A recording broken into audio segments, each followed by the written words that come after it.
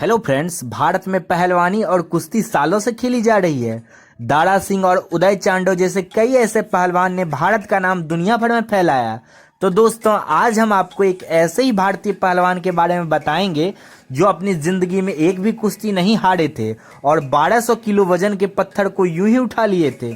दोस्तों, वह भारतीय पहलवान और कोई नहीं, आपने भी उनका नाम सुना होगा। दोस्तों, उस भारतीय पहलवान का नाम गामा पहलवान था, जिन्होंने अपने जीवन की एक भी कुश्ती नहीं हारी। गामा पहलवान को द ग्रेट गामा और रुस्तमे हिंद के नाम से भी जाना जाता था। गामा पहलवान ने अपनी जिंदगी के 50 साल कुश्ती को दिया और कई पुरस्कार भी जीते। गामा पहलवान के जिंदगी का अंतिम समय काफी बदहाली भरा गुजरा। तो चलिए फ्रेंड्स, अब आपको हम गामा पहलवान की लाइफ कैरियर और उनके डाइट वर्कआउट के बारे में बताते हैं। दोस्तों, गामा पहलवान का पूरा नाम गुलाम मोहम्मद बख्श भट्ट था। उनका जन्म 22 मई 1878 को अमृतसर के जब्बोवाल गांव में हुआ था। इनकी लंबाई 5 फीट 7 इंच और वजन लगभग 113 किलो था। इनके पिता मोहम्मद अजीज बख्श ने ही गामा को पहलवानी के शुरुआती गुण सिखाए थे। बचपन से ही कुश्ती में दिलचस्पी रखने वाले गामा बहुत कम उम्र से ही कुश्ती लड़ना शुरू किया और दुनिया भर में नाम कमाया।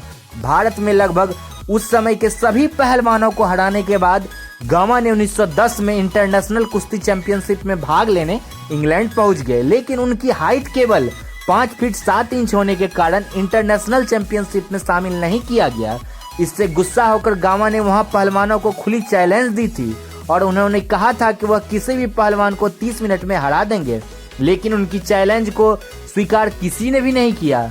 गामा ने अपने कैरियर में कई खिताब जीते, जिनमें वर्ल्ड हैवीवेट चैंपियनशिप 2010 और वर्ल्ड कुश्ती चैंपियनशिप 1927 भी शामिल है।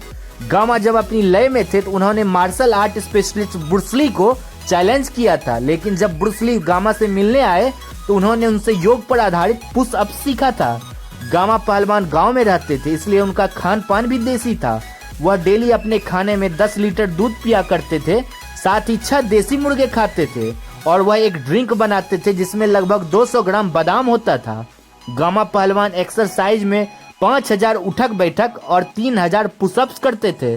बड़ौदा संग्रहालय में 2.5 फीट का एक पत्थर जो 1200 किलो का था, गामा पहलवान ने इस पत्थर को यूं ही उठा लिया था। भारत पाकिस्तान विभाजन से पहले गामा अमृतसर में ही रहते थे, लेकिन बाद में वह लाहौर चले गए। गामा ने अपने जिंदगी की आखिरी कुश्ती 1927 में स्वीडन के जेसी पीटरसन से लड़ी थी। अपनी जिंदगी में 50 से अधिक कुश्ती लड़ने वाले गामा को कभी हार का मुंह नहीं देखना पड़ा, लेकिन कुश्ती छोड़ने के बाद गामा को अस्थमा और हृदय रोग हो गया, जिससे उनकी हालत दिन ब दिन खराब होती चली गई। जिंदगी के आखिरी समय में गामा को आर्थिक तंगी भी आ गई, यहाँ तक कि उन्हें अपनी जीवन चलाने के लिए अपने मेडल तक बेचने पड़े। आखिरकार लंबी बीमारी के बाद रुस्तमे हिंद गामा पहलवान का निधन 1960 में हो गया। तो फ्रेंड्स, आप हमारे गामा पहलवान की पूरी कहानी में गामा पहलवानों को किन 2 उपनाम से जाना जाता था, आप हमें कमेंट में जरूर बताएं। साथ ही फ्रेंड्स, अगर वीडियो अच्छी लगी हो तो लाइक और शेयर करना ना भूलें। साथ ही अगर आप हमारे चैनल पर नए हैं तो चैनल को जरूर सब्सक्राइब करें।